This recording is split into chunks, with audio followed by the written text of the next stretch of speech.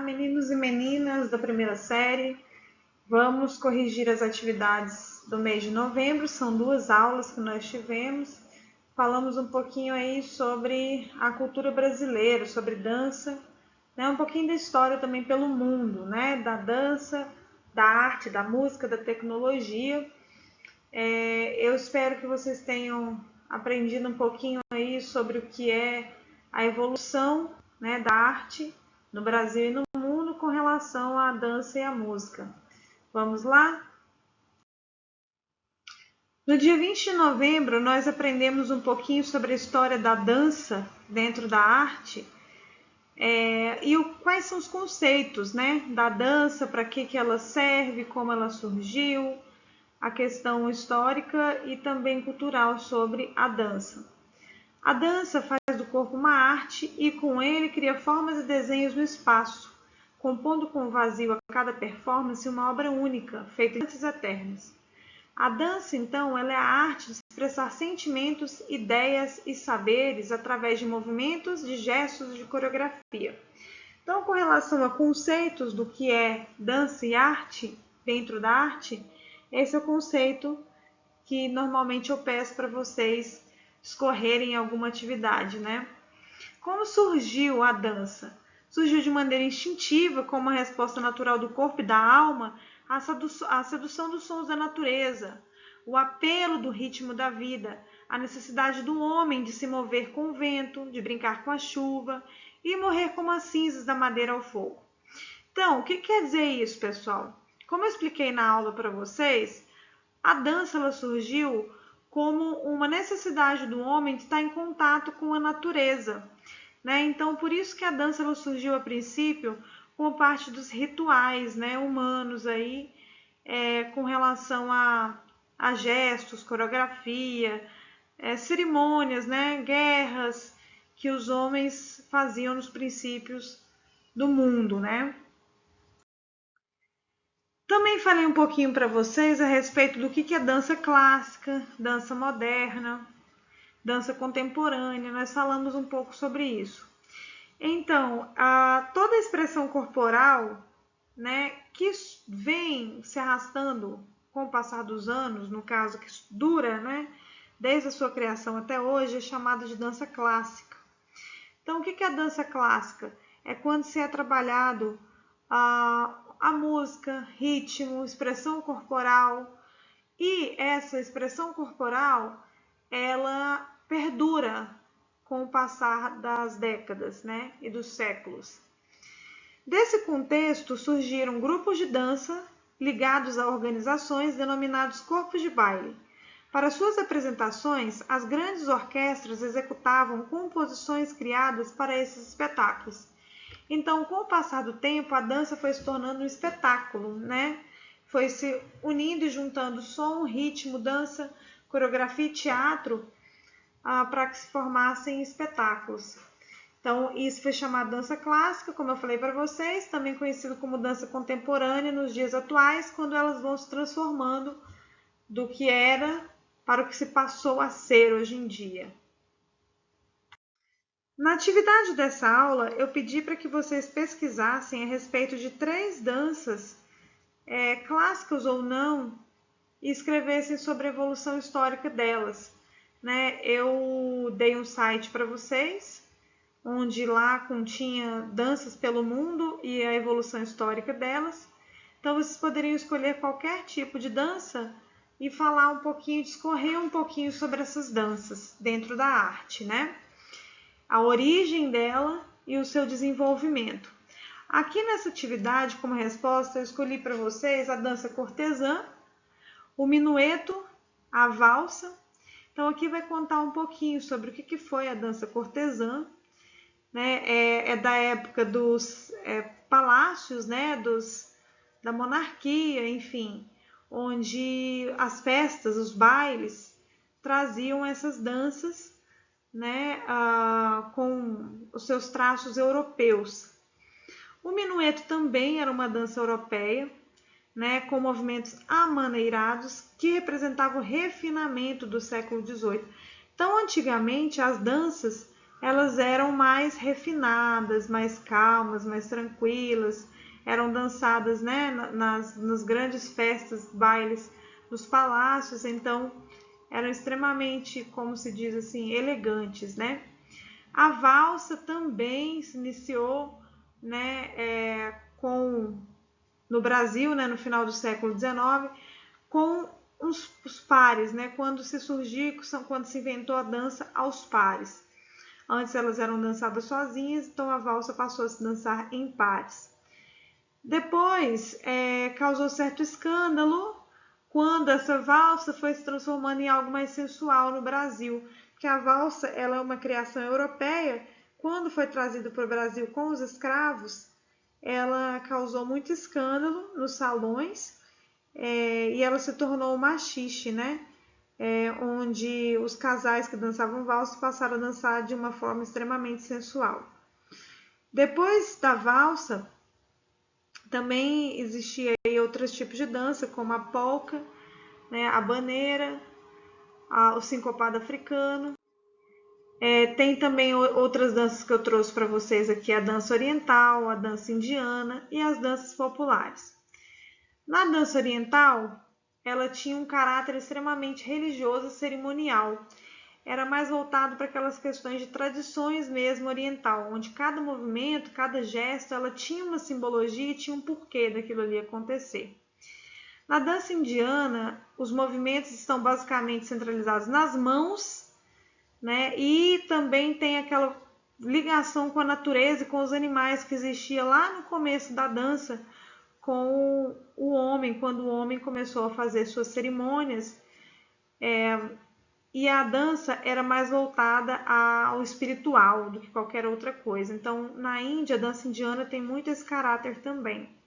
É mais usado como adoração religiosa. Dentro das danças populares, aqui tem o balé, né, as danças de cabaré, as danças cinematográficas. Então, dentro das danças populares, caberia muitos outros tipos de dança, né? Por isso que eu pedi para vocês pesquisarem aí. Mas é uma dança extremamente hoje teatral, ok? Mas vocês tinham liberdade para pesquisar qualquer outro tipo de dança, é uma infinidade de danças que existem hoje que estão voltadas para a arte, mas o que eu quero falar para vocês a respeito de dança e arte é que a dança ela surgiu, né, juntamente com o surgimento também do homem para fazer essa ligação entre o homem, o espírito e a natureza, né, as cerimônias religiosas. E com o passar do tempo é que ela foi evoluindo para o que nós conhecemos hoje como assim, teatral e cinematográfico.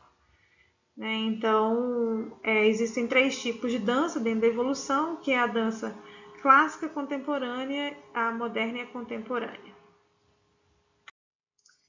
Falando um pouquinho sobre música agora, nós estudamos um pouco sobre tecnologia e a música na aula do dia 27.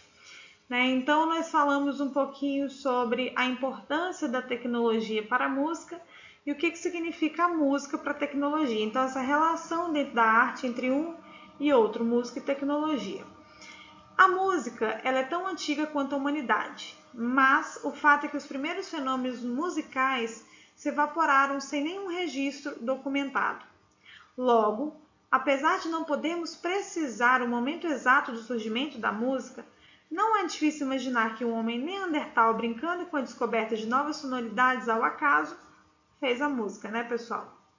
Segundo Darling, os primórdios do que podemos chamar de música estão nas vocalizações, gritos em que o homem primitivo chegou a diferentes notas após o reconhecimento de alguns sons característicos de cada mensagem que ele tentava comunicar. Além disso, também tinha aquela questão do vento que batia nas folhas, nas árvores, que causava um som. Né? Isso tudo diz a história da arte, que foi assim que surgiu a música. Nas festividades comemorativas, somam-se aos cantos e gritos o estampido do bater de palmas, assim como sonoridade extraída de várias partes corporais. Então, também subentende-se que o homem neandertal ele descobriu a música através dos barulhos do próprio corpo, né?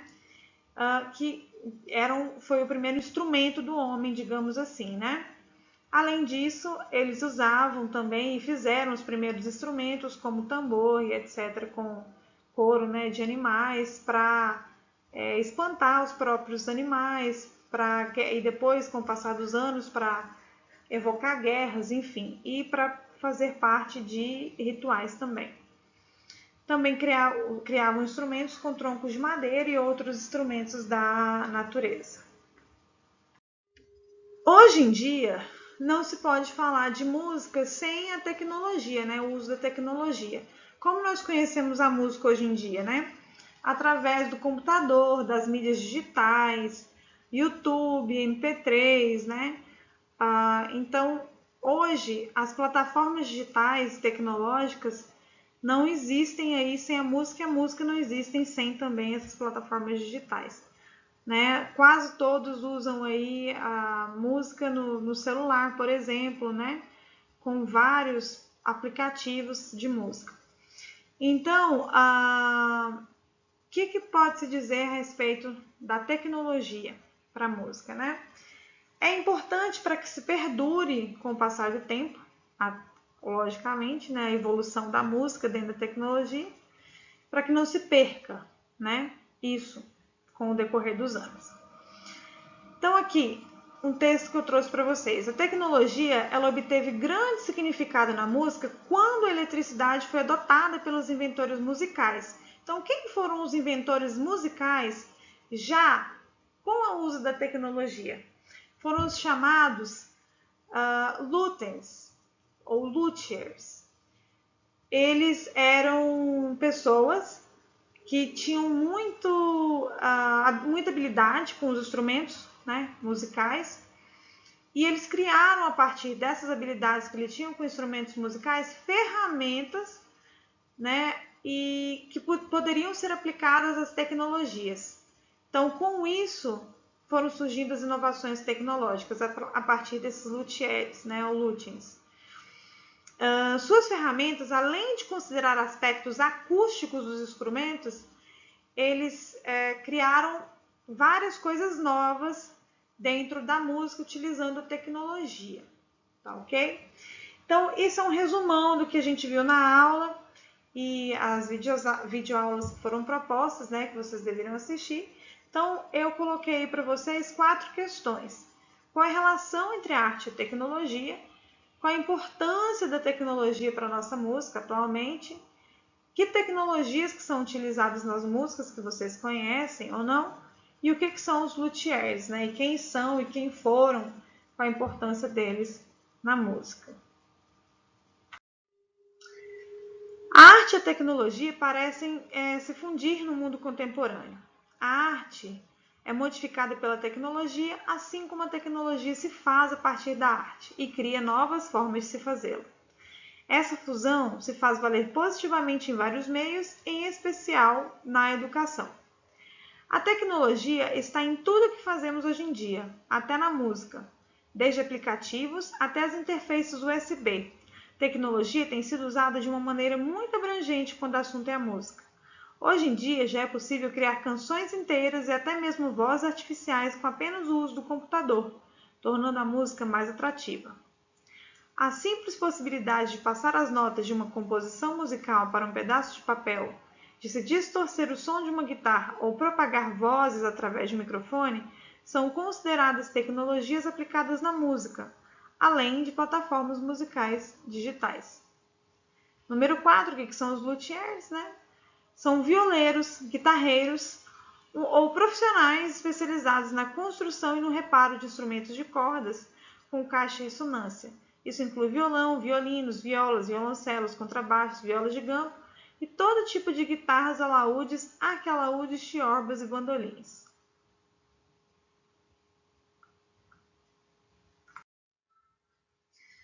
Aqui eu pedi para que vocês pesquisassem o que a concepção de música como patrimônio material diz respeito a quê?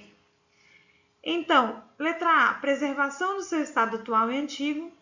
Então, o patrimônio material, gente, é um conjunto de bens que tem valor, mas não tem preço, porque não são negociáveis.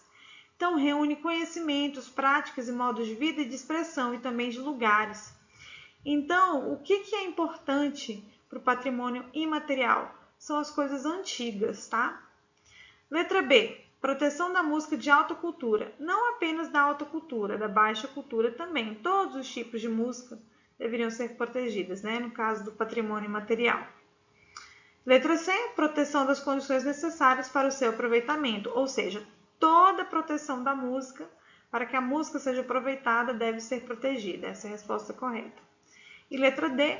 Preservação de culturas musicais raras e exóticas. Não, porque o patrimônio imaterial diz que toda a condição necessária para aproveitar qualquer tipo de música é importante. E a última vai falar um pouquinho aqui sobre as músicas folclóricas e o que elas são. São canções populares e tradicionais transmitidas oralmente de geração a geração que fazem parte da sabedoria popular. No Brasil, elas são mais populares nas regiões interiores e apresentam como temas principais situações do cotidiano. Nesse contexto, fazem parte da música folclórica brasileira o quê? Letra A. Acalantos, cancioneiro infantil, cantigas de roda e cantorias. Letra B. Toadas de ensino, brincadeiras cantadas, samba e jazz. O jazz aqui seria da cultura americana, por isso ela não é a resposta correta. Letra C. Brincadeiras cantadas, romance, machixe e rap. Brincadeiras cantadas, né, no caso. O romance não faz parte do folclore, nem o rap. Letra D. Emboladas, forró, moda de viola e pagode. Pagode também não faz parte do folclore. Então, a resposta correta é a letra A. Folclore é um conjunto de costumes, lendas, provérbios, manifestações artísticas em geral, preservado por um povo ou grupo populacional por meio da tradição oral popular. Por isso que a resposta A é a resposta correta. Então, pessoal, muito obrigada por terem visto essa aula até aqui. Não deixe de corrigir todas as questões e de tirarem dúvidas caso tenham, tá? Nas próximas aulas nós vamos debater um pouquinho mais a respeito desses assuntos, ok?